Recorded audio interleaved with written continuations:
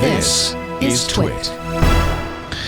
You know, when people come up to me and they say, can you tell me what Richard Campbell's really like? I often say he's lightly peated with a rich, dark fruit flavor.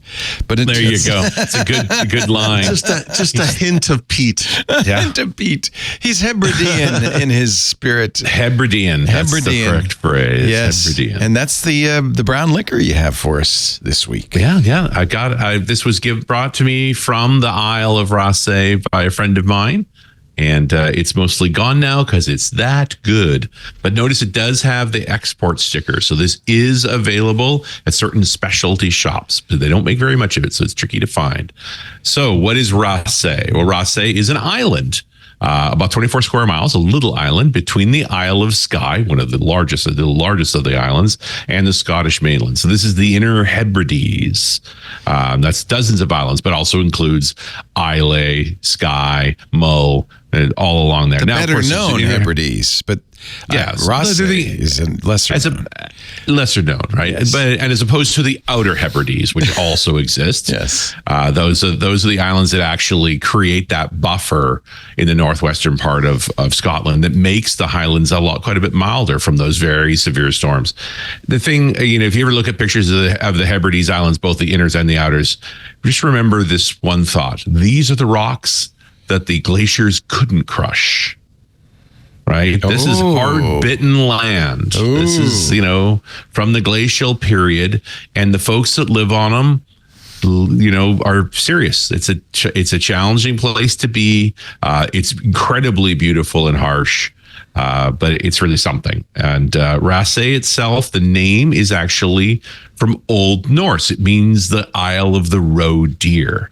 Now, why is there a Norse word in the middle of Scotland? Because that's who named it back in the day. Now, there was actually Gaelic colonies on that island and that area going back into the 6th century.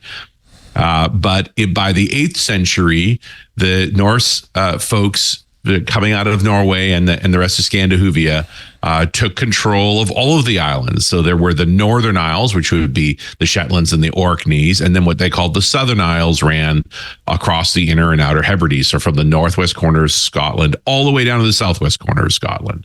And actually the central island, the command island, so to speak, was the Isle of Man, that southernmost island between England and Ireland. Now, all of these islands were yielded back to the Kingdom of Scotland in 1266 with the Treaty of Perth, as of course you well know. And from then on, largely ruled by the clans. The local clan for Raasay was the Clan MacSween, although they were really ruled by the MacLeods from the 15th and 19th century. Raasay most famous person would have been Bonnie Prince Charlie, who's hid out 2 nights on Raasay following his defeat at the Battle of Culloden in 1746. Bonnie Prince Charlie is Charles Edward Stuart, the Stuart family, having been in exile, having lost the kingdoms. But there was a bunch of fans of his grandfather, James III. They called them the Jacobites. And so when Bonnie Prince Charlie made his attempt to recapture his kingdom, he landed in northwestern Scotland, and pretty much their first major battle against the English under the Duke of Cumberland was a decisive defeat. So he may have been Bonnie, but it didn't go very well for them. And, as much as Bonnie Prince Charlie hid out for a couple of days on Raasay and then decided it was too easy to find him there, so he fled and was able to escape, the folks of Raasay suffered brutally. The Duke of Cumberland ordered all buildings razed, all boats destroyed, all livestock killed.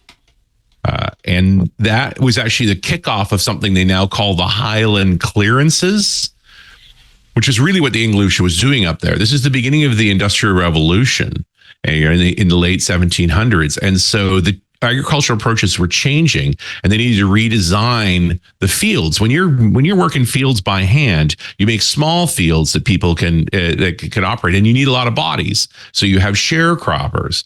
But as agriculture was advancing, there was this recognition that they needed larger pastures. They needed to break down all those little paddocks and things, and they didn't need so many sharecroppers. So they looked for excuses to evict tenants, and the English would happily put this land up for auction, even though other people believed they owned it and lived on it.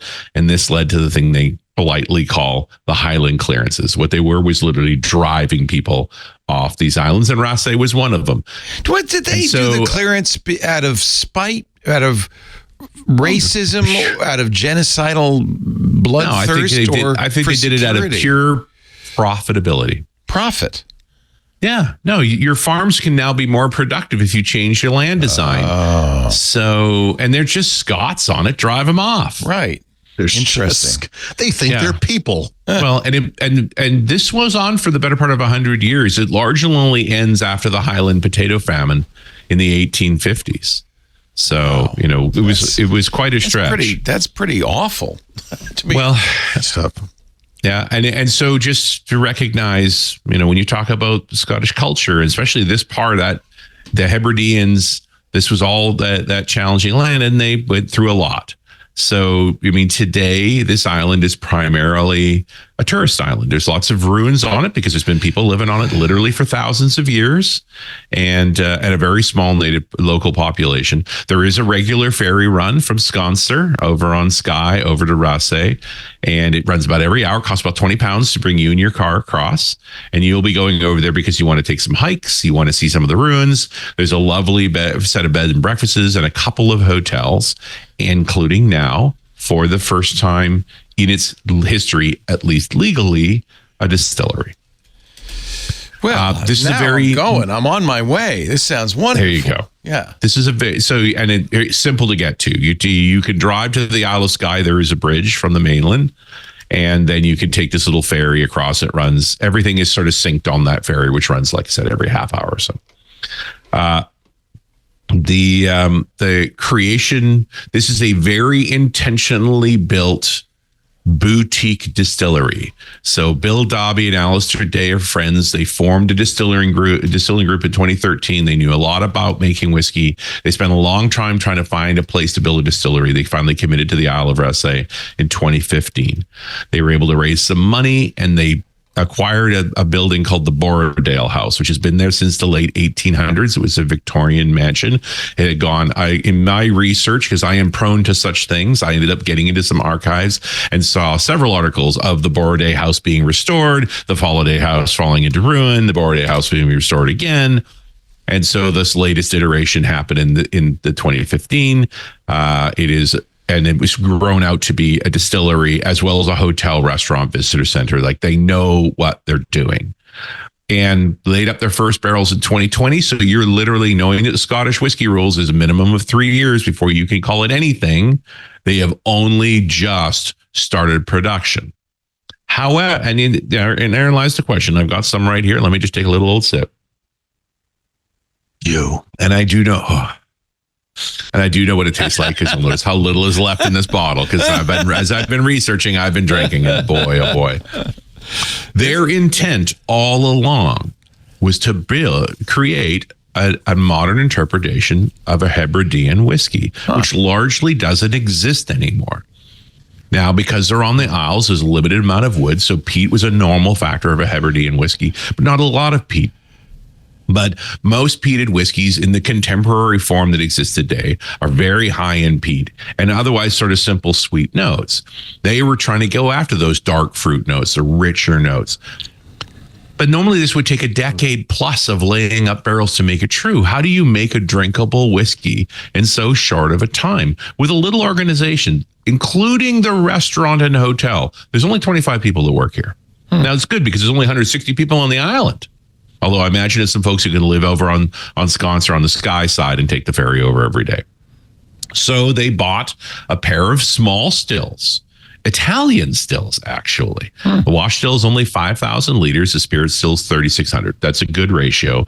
Both have sight glasses, which is unusual, but they have adjustable lie arms. So especially on the wash still, they have their lie arm is actually cooled. They have a water jacket on it they can open and close, and apparently they only use it in certain modes. They also have a small rectifier, which is a kind of column still tied into the spirit still for doing higher alcohols, because they make gin. They make gin used from, and this is a normal practice for a new distillery. right? When you're new, you've just spent all this money on all this equipment. You need to sell product. Oh, and gin doesn't take as long to mature. You can make it in a day, right? Okay. Like you can crank out gin every week, and you're on Raasay for a reason. It's not because there's a lot of people around, right? Not a whole lot of local market. You're after a terroir. You're looking for the character. And so the botanicals grow on Raasay. And so their gins are made with local botanicals. It's got a style all its own. This sounds really... Have you been? It's clever. No, this is my friends of mine had been and it's like, you need to go. I'm Scots and I wanted to do the obvious thing, but this sounds kind of interesting. Well, it's just, and again, this intentionality, like we've been subsumed by the Diageos and the Centaurs and so forth. Not that I have anything necessarily bad to say about them. And I would not be surprised if within 5 years, Raasay is grabbed by one of these big groups, because these folks knew exactly what they're doing. They know they have a new distillery. They know they have to get product on the market quickly. They've picked a style. They only put out about 94,000 liters in a year, 125,000 bottles total. You know, we talked about Jack Daniels last week that makes 15 million bottles a year. Like, this is a teeny little operation in comparison. So they have a set of washbacks. Like everybody else does. They've got 6 washbacks, again, small, but they use 2 different kinds of yeast. They use a usual distiller's yeast, because that makes standard whiskey. But then they also are using a champagne yeast because it has stronger fruit notes in it. They're also, and the champagne yeast is known as a killer yeast, as in if you put champagne yeast in with any other yeast, all the other yeast dies. So it's a very aggressive yeast. So they have to keep their runs separate. It means their mash tuns need to be super clean each time they're going to do a run, because otherwise everything turns into champagne yeast. They're also splitting up productions and barreling. So keeping their barrels relatively small.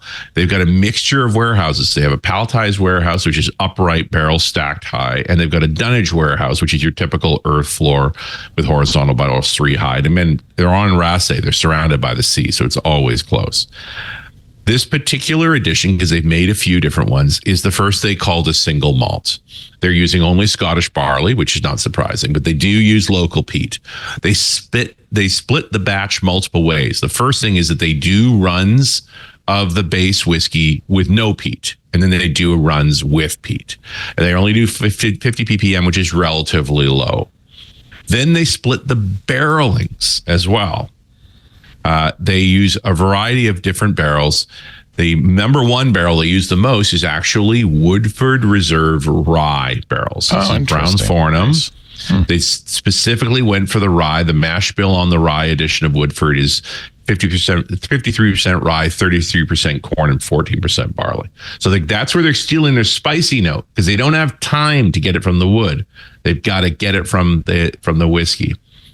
And they're also not remaking the barrels. And I've talked about this before, that when you buy American bourbon casks, because they're done in U.S. gallons, which are smaller than imperial gallons, they'll tend to take 5 barrels and make them into 4 to get up to the standard, what they call a butt size.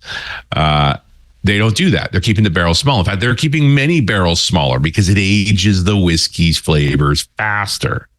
While they're a new shop with small production, they can afford to work with little barrels and get more wood surface onto the alcohol to get more flavors quickly. So beside the rye cask, which is the dominant barrel for them, they're also using Chinkapin oak. So this is, as opposed to, this is an American oak, but it's not American white oak, which is Querulus alba. This is Querulus Mullaghbergi. Did I say that right? No, I did not.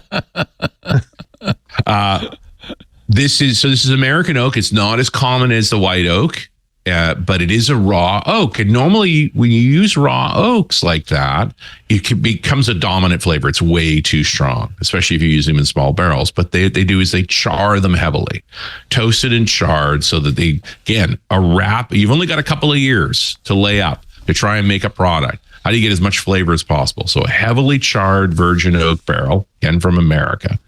They're probably not going to use these for very long. You leave that in for 10 years, it's probably undrinkable. They also have a deal with some French wineries down in the south of France. So they have some Bordeaux casks. And so they take a part of that batch, some of the peated, some of the unpeated, and they put it into some Bordeaux casks. So you've got essentially 6 combinations: peated and unpeated, rye, virgin oak, and wine casks to age in. And then they combine them to create all this complexity without a lot of age. So there's no age appellation on there because it'd be a 3 or a 4. And that's not a good number to put on a bottle. But instead, by using those small barrels, short aging, strong flavors, they're able to make a combination there. Now, I was able to catch a clip of the master distiller working there. And one of the things he said is like, I can't wait to see what happens in 10 years with some of these barrels. But they are going to keep some of the initial barrelings early on. But they found a way to create a fairly unique Hebridean character without having to wait 15 years. No chill filtration, no color. The fact that it's not as pale as it is while still having some color in it means they're not overdoing it on the wine side. This could be dark red if they weren't careful. But they're winning awards for a very young whiskey. It's been 4 years since of them putting stuff in bottles, which, by the way, they do themselves. They have their own bottling facility. So these guys have bought all the 21st century technology to build super modern Scottish whiskey, and then are deliberately making an ultra old school whiskey from it. I think it's another example of a modern boutiquing of the product. Because of the technology that's available today to be able to work in relatively small scale, you can be clever in other ways. So they're completely compliant with the Scottish standards. They're making Scottish whiskey. It's just that in less than 4 years, they have a complicated whiskey. It's crazy, but it's extraordinary. And if you can find a bottle, you're looking at about $85 for this 700 ml bottle. That's not incredibly expensive, but it's not cheap either for a young single malt. And 46%, it's got a little clout. That's kind of the right number. And then one of the reasons they're doing that is because they have no chill filtration, no color. It'll cloud if it was lower alcohol level. So the 46% helps protect it to give it that good look. Sounds like a lovely tipple. It's not smoke to impress, right? This is not, I need to lick an ashtray today. This is just it's smoke as a character, as a little flair, right? It's not owning a thing. It's mostly rich fruit notes, right? It's plum and cherry and like strong fruit. But then it's just like, except you set it on fire at some point. So up here in the wine country, you know, the winemaker is the celebrity, and they move from famous winery to famous winery, and you know the name, and they go, oh, that's what's their names. That's going to be good. Is it the same with whiskey? Because this is clearly somebody knew what they were doing when they set this up. Yes. Yeah. No. And I deliberately look for that. And you've seen me do these pieces before where it's like they went and got this great master distiller, worked at these 7 different distilleries. Nope. I don't know who this guy is. Interesting. I watched his video of him being interviewed and talking about it. He clearly knows what he's doing, but he was maybe 40, 50 something. Interesting. Right? Generally, when we talk about these monster master distillers, they're older people. Yeah. So this guy is clearly experienced, but they were doing something different here. That's great. But I love it. They're actually a young crew. I mean, the whole thing is young crew. Very interesting. Yeah. Yeah. By the way, they are looking for a front of house person too. So if you're looking for a job on a little island in Scotland, these guys are hiring. I look good in a suit. Maybe maybe my you're on an island. You don't really. How's the internet on the Isle of Raasay? Yeah. I know what. You always got Starlink, and goodness knows there's not a tree to be found there. So you'll be able to get a clear shot of the sky. This really is cool. I definitely want to go. Blown away by this distillery. Just how clever. 21st century clever approach to making modern whiskey. You know, you're making an old school whiskey in a totally new way. Yeah.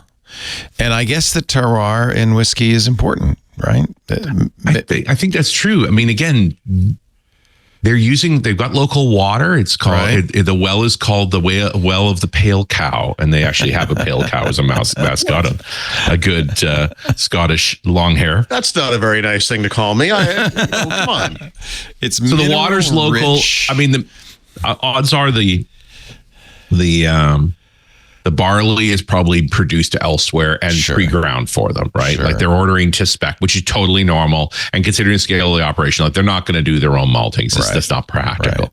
What they've done here is use very contemporary stills with lots more control than typical stills. So they're able to very refine their product and an interesting array of barrelings to introduce flavor quickly. Yeah. And then make their own bottling. And that is astonishing. It's so intentional and it got so far. I defy you to say this isn't a 10-plus-year-old whiskey. That's really cool. It's not. It's such but a it's great astonishing. Such a great story. Isle of Raasay, RaasayDistillery.com, RAASAY, distillery.com. Richard Campbell is at runasradio.com. That's where to get his shows, .NET Rocks and Run As Radio. And, of course, he's here every Wednesday as we do Windows Weekly. So is Paul Thurrott. Thurrott.com is his website. I'm a premium member. You should be, too. Great stuff there. And, of course, his books. Now, the new lean, thin version of his books available at Lean Pub. I'm putting the lean in Lean Pub, baby. The Field Guide to Windows 11. Are you going to do the same thing to Windows Everywhere? It's not as big, is it? Yeah, I did. Yeah. I did all the books. All right. It's all been compressed. Now, now smaller for your delectation. Every Wednesday, 11 a.m. Pacific, 2 p.m. It Eastern. works. That's all I'm saying. Yeah. It's, he's got him sweating to the oldies. Sweating to the oldies also works.